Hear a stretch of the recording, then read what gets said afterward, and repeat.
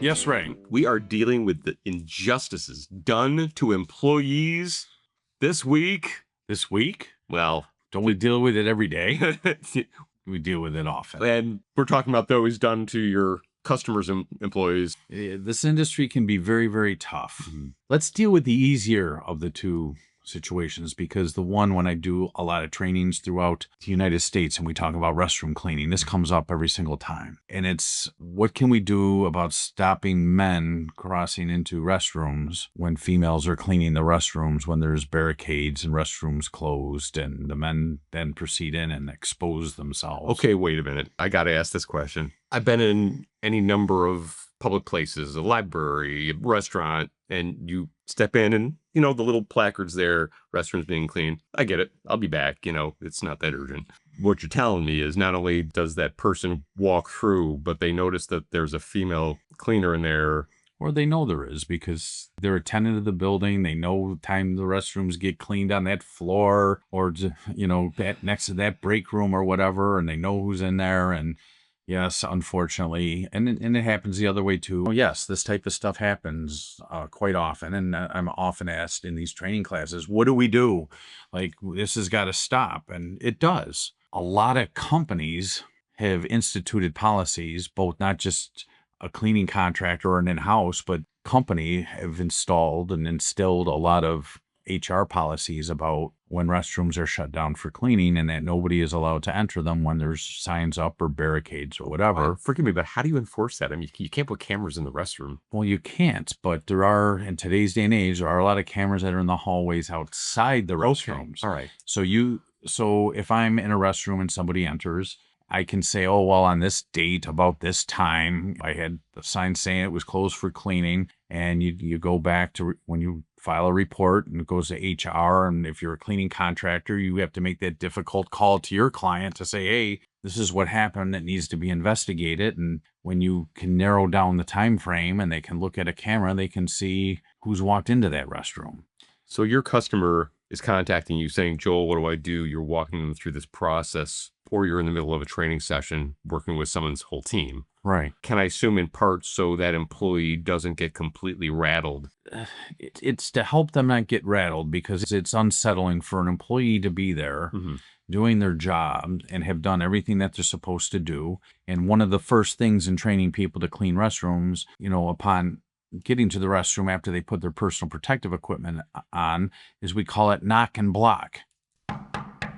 Housekeeping. And if nobody calls out, you open it up, you prop the door open, and there's different types of things that go up, placards, there's suspension springs that will go through.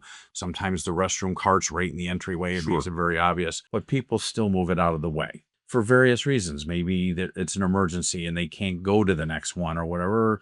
Maybe they really are trying to do a shock factor to an employee, but they should really not be going in there. And with these policies that are out there, it has to be investigated.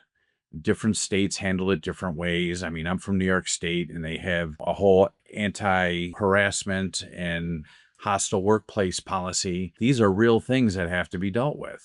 When that employee tells their boss, and their boss goes to the HR department and within that company, and then we would also then have to go as far as contacting the customer, because if it involves their client or clients of theirs, if they're kind of like a retail place or something like that, or a multi-tenant facility, they can at least try to track some of this stuff down and investigate it and either void people from the area completely, or who knows, because if it's one of their employees, I can't really ask what happened to the employee.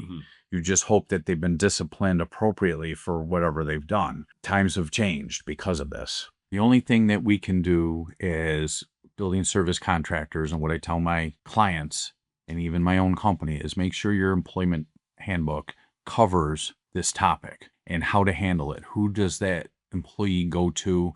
And then where does that manager go? And when it has to cross over to another client, who's making that phone call?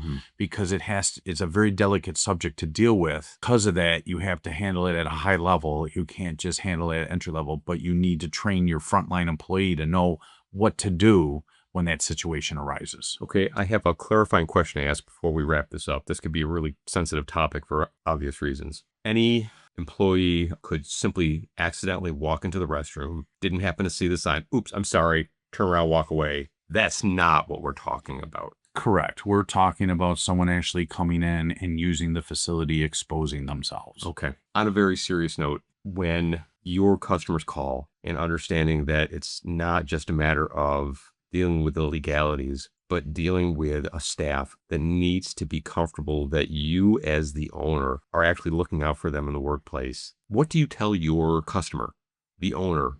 You have to, again, it goes back to having the employment books in process and continuously training and developing people to understand what's in those, as well as the work that they do, because it's all about company culture. If you are creating a culture that people can come and talk about difficult topics when they come up, that's what you need to do. These are topics that most business owners wouldn't want to call their client about. Yeah. I know I don't like having to make calls like that if they come up. And even over the years, I worked for other companies where it's come up. Joel, thanks for tackling the tough ones. I appreciate it. You're welcome.